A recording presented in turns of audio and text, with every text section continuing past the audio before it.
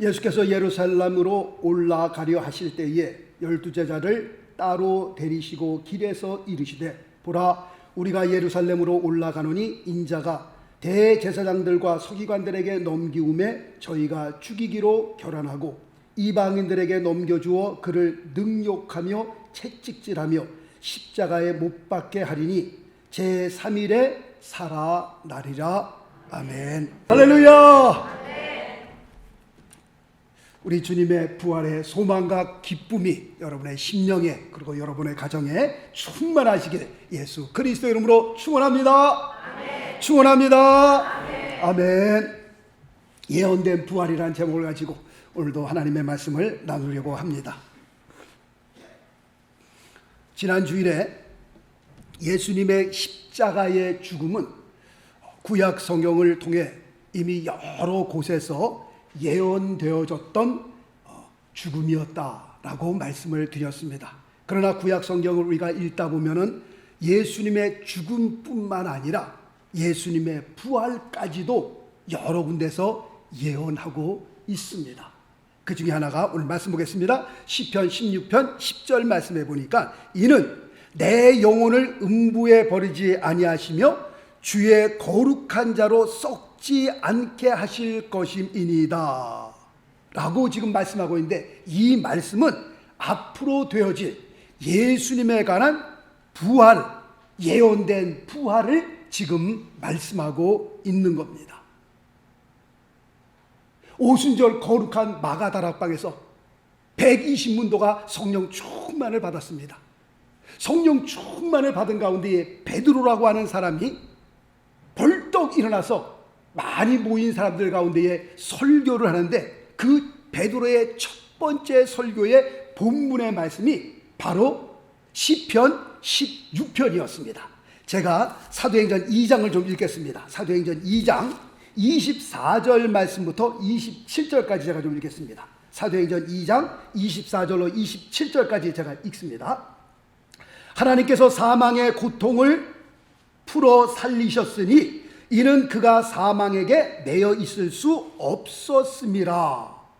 25절에 보니까 다윗이 저를 가리켜 가로되 내가 항상 내 앞에 계신 줄을 배웠으며 나로 요동치 않게 하기 위하여 그가 내 우편에 계시도다. 이러므로 내 마음이 기뻐하였고 내 입술도 즐거워하였으며 육체는 희망에 거하리니 27절에 보니까는 이는 내 영혼을 음부에 버리지 아니하시며 주의 거룩한 자로 썩음을 당치 않게 하실 것이로다. 바로 이 말씀이 시편 16편 10절 말씀입니다. 베드로의 첫 번째 설교가 바로 성령 충만 받고 첫 번째 본문의 말씀이 시편 16편 10절 말씀.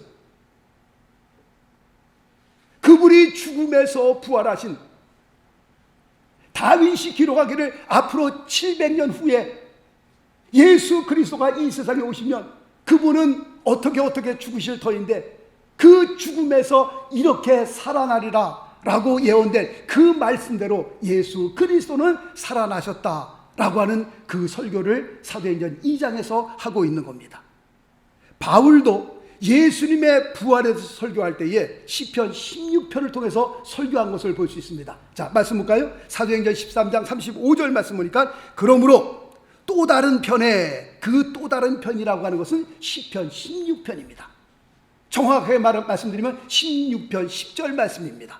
일러스되 주의 거룩한 자로 썩음을 당하지 않게 하시리라 하셨느니라 라고, 사도 바울도 예수님의 부활에 대해서 설교할 때에 시편 16편을 끄집어내서 설교한 것을 여기서 우리가 보게 됩니다. 예수님께서도요, 부활하신 후에 이제 모든 것이 다 끝났다, 끝장이다 라고 생각하고 자기의 고향으로 돌아가는, 엠마오로 돌아가는 그 두 제자를 만나셔서 주님께서 말씀을 하십니다. 누가복음 제가 24장을 또 읽습니다. 누가복음 24장 25절, 26절, 27절 말씀을 제가 읽겠습니다. 누가복음 24장 25절, 그 두 제자에게 이렇게 말씀하십니다. 가라사대 미련하고 선지자들의 말한 모든 것을 마음에 더디 믿는 자들아, 그리스도가 이런 고난을 받고 자기의 영광에 들어가야 할 것이 아니냐 하시고 27절 말씀 보니까 이에 모세와 창세기, 출애굽기, 레위기, 민수기, 신명기죠. 및 모든 선지자의 글로 시작하여 모든 성경, 여기서 모든 성경은 신약이에요, 구약이에요? 이때는 신약이 없었으니까 구약이죠. 이 모든 성경에 쓴 바 자기에 관한 것을 자세히 설명하시니라. 야, 이 사람아, 왜 구약의 성경에 기록되어 있는 예언되어진 이 말씀을 왜 이해를 못하니? 왜 믿지를 못하니? 구약의 나에 대해서 이렇게 죽으리라고 예언되어졌고, 그 다음에는 사흘 후에 내가 이렇게 살아나리라고 분명히 말씀하고 있는데, 이 미련한 자들아, 왜 이 말씀을 믿지 못하냐고 주님께서 엠마오의 그 두 제자의 마음을 열어 말씀을 지금 가르치고 계신 겁니다.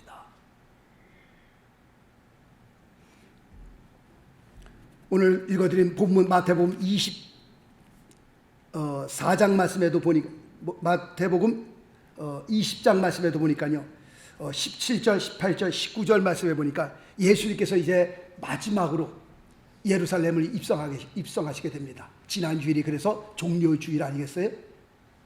마지막으로 예루살렘에 입성하실 때에 사람들이 막 길거리에다 옷을 깔고 종려나무 가지를 붙들고 흔들면서 호산나 호산나 찬송하리로다. 지난 주일에 그랬잖아요.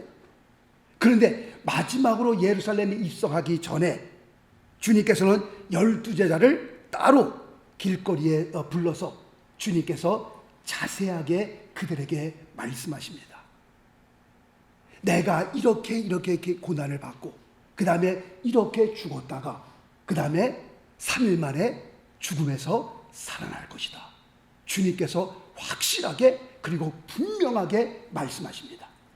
오늘 마태복음 20장 17절, 18절, 19절 말씀을 보면서 이해가 안 되는 말씀이 있어요? 어려운 말씀이 있어요?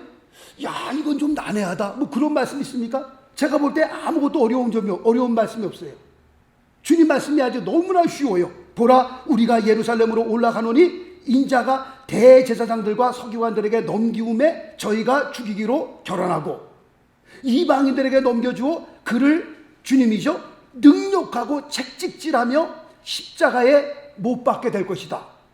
그리고 주님께서 말씀하잖아요. 제3일에 살아나리라. 이해가 안 되는 점이 있어요, 없어요? 뭐 문구적으로 아니 문법적으로 굉장히 어렵고 힘들고, 야, 이건 정말 이해하기 힘들다, 그런 말씀이 있어요? 전혀 없어요. 아주 그냥 주님께서 12제자들에게 가장 쉬운 말로, 가장 알아듣기 쉬운 말로 그들에게 설명해 줬어요. 뭐가 어려워요? 정말 쉽게 주님께서 제자들에게 말씀해 주셨습니다. 구약 성경에는요, 말씀으로만 예수님의 부활에서 예언한 것이 아니라 사건을 통해서도 예수님의 부활을 예언하고 있었습니다. 그 중에 하나가 창세기 22장 2절 말씀입니다. 말씀 볼까요? 여호와께서 가라사대 내 아들 내 사랑하는 독자 이삭을 데리고 모리아 땅으로 가서 내가 내게 지시하는 한 산, 거기서 그를 번제로 드리라. 하나님께서 독자 이삭을 아브라함에게 나에게 번제로 바치라 요구하고 계신 겁니다.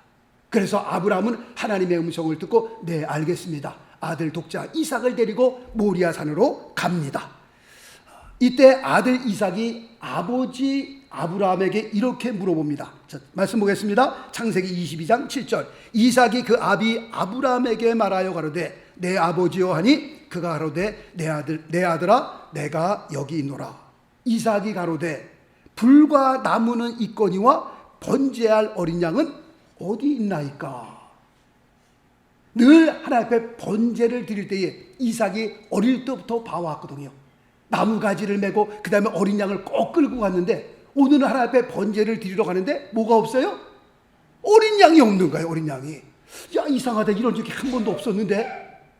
아버님, 불과 나무는 있거니와 번제할 어린 양은 어디 있습니까? 라고 물어보는 그 아들 이삭에게 아브라함이 이렇게 대답을 합니다. 창세기 22장 8절 말씀. 아브라함이 가로되 아들아, 번제할 어린 양은 하나님이 자기를 위하여 친히 준비하시리라.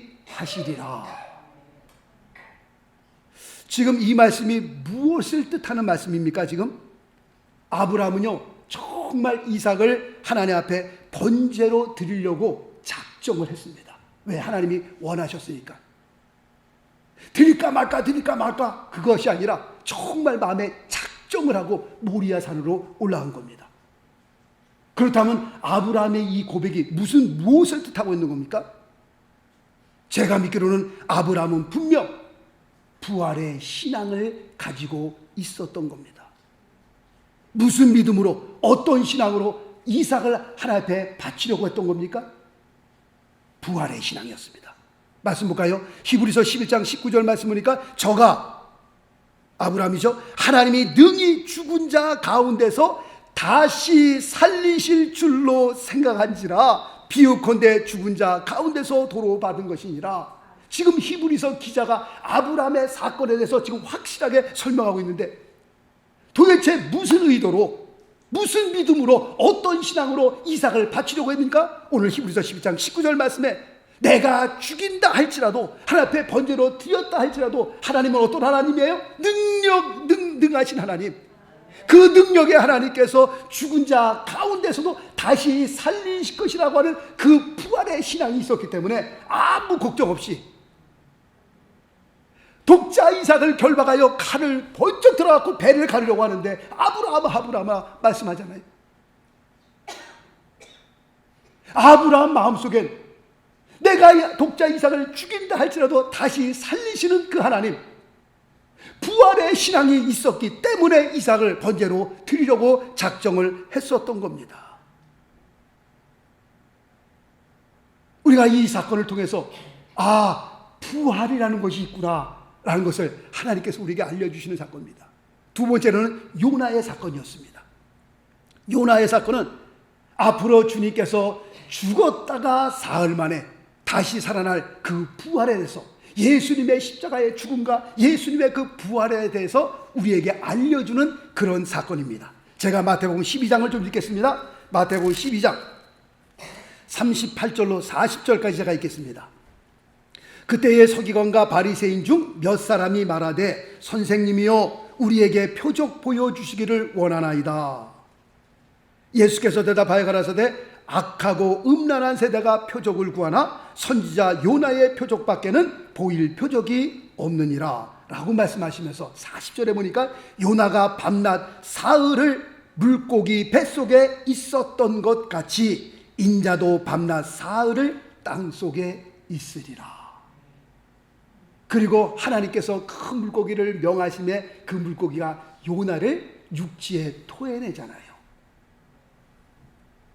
사흘을 물고기 뱃속에서 큰 어둠 속에 있다가 사흘 만에 물고기 뱃속에서 나옵니다. 뭘 우리에게 말씀하고 계신 겁니까? 예수님의 죽음과 예수님의 그 부활을 여기서 지금 말씀하고 있는 겁니다. 그러므로 구약 성경은 말씀만 가지고 부활이 있다 라고 말씀한 것뿐만 아니라 몇 가지 사건 또 있죠. 많이. 엘리야의 그 들림이라든가, 그 다음에 또 누군가의 죽음을 보지 않고 올라간 사람 또 누군가요? 에녹이죠. 그런 사건을 통해서 우리에게 무엇이 있음을? 부활이 있음을. 우리의 삶이 죽음으로 끝나는 것이 아니라 죽은 후에 사후의 세계가 있음을, 하나님의 나라가 있음을, 부활이 있음을 사건을 통해서도 하나님께서 우리에게 말씀해 주셨습니다. 예수님께서는요 이 세상에 오셨을 때에 자신에 대한 그 부활을 확인시켜 주시기 위해서 죽은 자들을 살리셨습니다. 그것도 몇 번씩이나요? 3번씩이나. 그 중에 가장 유명한 사건은 어떤 사건이 있을까요? 죽은 나사로를 살리시는 사건입니다. 썩어져서 시체가 냄새가 나는데 그 냄새가 나는 그 무덤 앞에 주님께서 가셔서 그 돌을, 무덤의 돌을 옮겨 놓으라 라고 말씀하시고 난 다음에 썩어서 냄새나는 그 시체를 향하여 주님께서 말씀하시잖아요. 명령하시잖아요. 큰 소리로 나사로야 나오라. 그 말씀 앞에 배로 동이채로 그 죽은 시체가 걸어서 나오잖아요. 그때 그때가 바로 6월절 전이었습니다. 전 세계에서 흩어졌던 유대인들이요, 약 200만 명이, 역사가는 기록하기를 200만 명에서 250만 명이라고 기록하고 있습니다. 그렇게 많은 사람들이 6월절을 지키러 왔다가 그 사건을 본 거예요. 역사가 일어났죠. 역사가 막 사람들이 놀래고, 이 사건을 통해서 유대인들이 예수님을 죽이기로 작정을 합니다. 많은 사람들이 마음이 막 동요가 되니까 이래서는 안 되겠다. 많은 사람들이 예수를 쫓는 이 일을 보면서 이 예수를 죽여야 되겠다. 그 일을 통해서 그들이 확실히 예수님을 죽이기로 작정을 하는데, 하여튼 중요한 것은 죽어서 썩어도 냄새나는 나사로를 향하여 걸어 나오라고 주님께서 명령하시니 죽은 자가 일어나서 나오잖아요. 그리고 예수님께서도 죽으셨다가 주님 본인 자신도 사흘 만에 죽음에서 살아나셨습니다. 성경은 한두 군데가 아니라요, 여러 군데에서 우리의 부활에 대해서 증거하고 있습니다. 지난주에도 말씀드렸습니다만, 우리가 이 세상을 살면서 제일 잘한 거 뭐예요? 예수 믿은 거. 예수 믿고 구원받은 거 제일 잘한 거예요. 너무 종교가 얼마나 많아요. 종교가. 그런 가운데 우리가 예수 믿은 것, 이건 정말 잘한 겁니다. 새벽에도 벌떡 일어나서 하나님 앞에 무릎 꿇고 감사하셔야 돼요.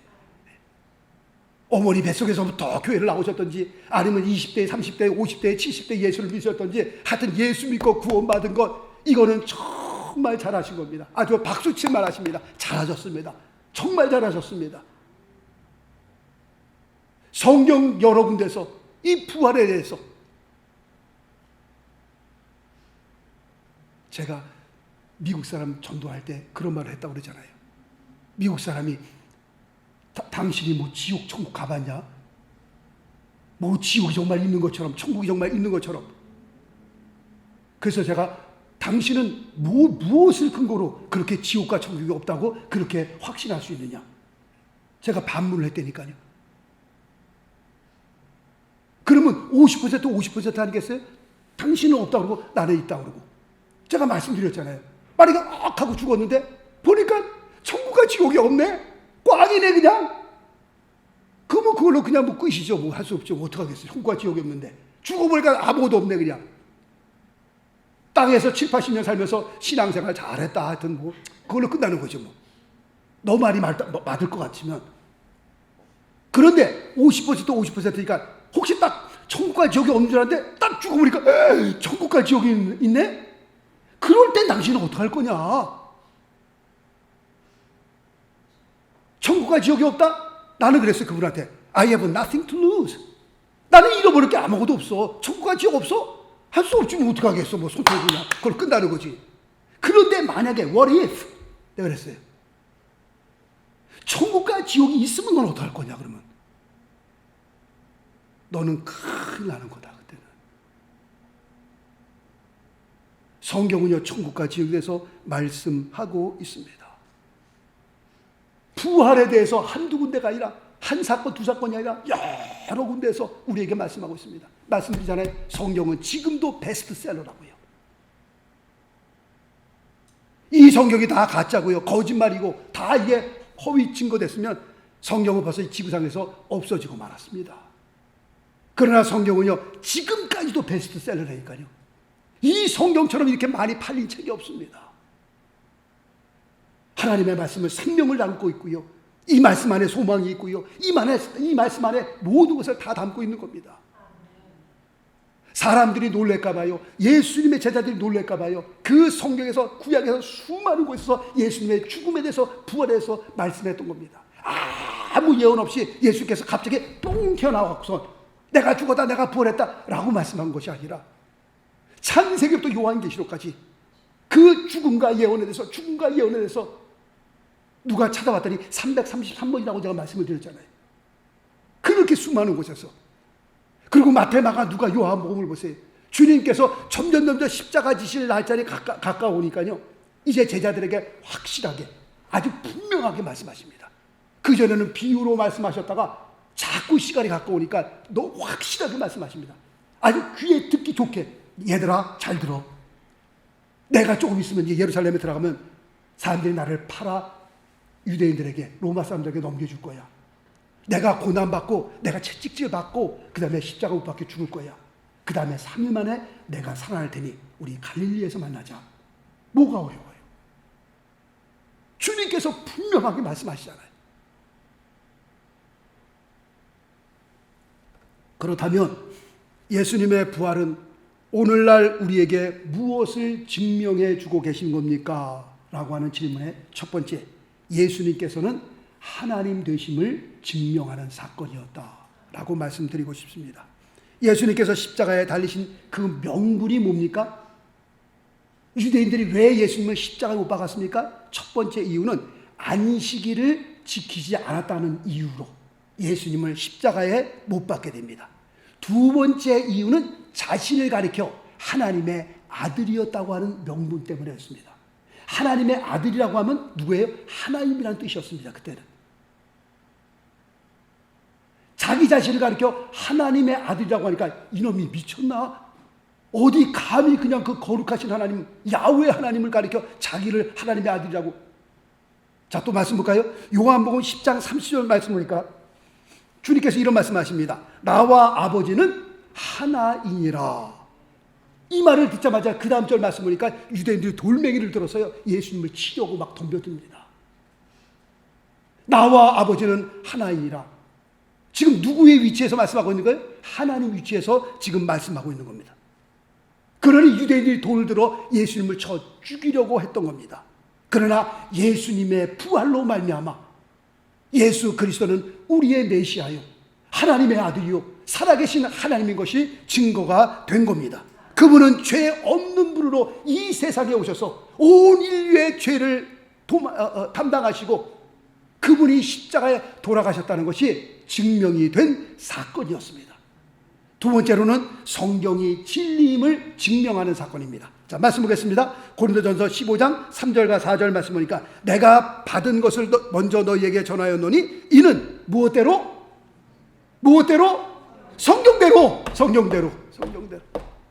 성경대로 그리스도께서 우리 죄를 위하여 죽으시고 장사 지난 바 되었다가 무엇대로요? 성경대로 사흘 만에 다시 살아나사. 다 성경대로 하나님의 말씀이 진리임을 부활을 통해서 확실하게 증거하셨다고 하는 겁니다. 그 다음 절 이사야서 25장 8절 사망을 영원히 멸하실 것이요. 무엇을 통해? 부활을 통해 주 여호와께서 모든 얼굴에서 눈물을 씻기시며 그 백성의 수치를 온 천하에서 제하시리라. 이 말씀은 예수님의 부활로 말미암아 성경이 진리임을 증명하는 사건이었습니다. 예수님의 부활은 우리에게 무엇을 우리에게 주고 계십니까? 세 번째로는 우리에게 부활이 있음을 증명하는 그런 사건이 됩니다. 우리에게도 예수님이 부활한 것을 보니까 우리에게도 부활이 있구나 라고 하는 그 사건임을 증명하는 겁니다. 자, 말씀을 보겠습니다. 이사야서 26장 9절 주의 죽은 자들은 어떻게 해요? 살아나고 죽은 자들은 살아나고 우리의 시체들은 일어나리이다. 티끌에 거하는 자들아 너희는 깨어 노래하라. 주의 이슬은 빛나니 이슬이니 땅이 죽은 자를 내어 놓으리로다. 아멘이십니까? 아멘입니다. 데살로니가전서 4장 13절 형제들아 자는 자들에 관하여는 너희가 알지 못함을 우리가 원치 아니하노니. 여기서 자는 자들은 죽은 자들을 가리켜 말씀하는 겁니다. 이는 소망 없는 다른 이와 같이 슬퍼하지 않게 하려 함이라. 그 다음 절 데살로니가전서 4장 14절 우리가 예수의 죽었다가 다시 사심을 믿을진데 이와 같이 예수 안에서 자는 자들도 하나님이 저와 함께 데리고 오시리라. 할렐루야. 그 다음 절 고린도전서 15장 58절 그러므로 내 사랑하는 형제들아 견고하며 흔들리지 말며 항상 주의 일에 더욱 힘쓰는 자들이 되라. 이는 너희 수고가 주 안에서 헛되지 않은 줄을 알미니라. 아멘. 주 안에서 우리가 주님을 위해서 헌신하는 모든 것 절대로 헛되지 않다라고 주님께서 여기서 못 박아 말씀하는 겁니다. 무엇이 있기 때문에요? 부활이 있기 때문에. 우리가 이 세상 살면서 조금 힘들고 어렵더라도 우리가 절대로 견고해야 되고요. 흔들리는 일이 없어야 되고요. 항상 주의 일에 더욱 힘쓰는 자들이 되어야 합니다. 이 세상을 살면서 우리의 최고의 소망이 있다면, 이 세상을 지나는 동안에 우리에게 최고의 축복이 있다면 그것은 뭐예요? 부활입니다. 부활. 죽은 자가 다시 살아나는 부활. 이 정도 되면 다 일어나서 막 박수치고 막 난리가 나야 되는데, 한두 사람은 지금 멍하고 그냥 이렇게 계신 거 보면 내가 정말 답답해요. 이거 어떻게.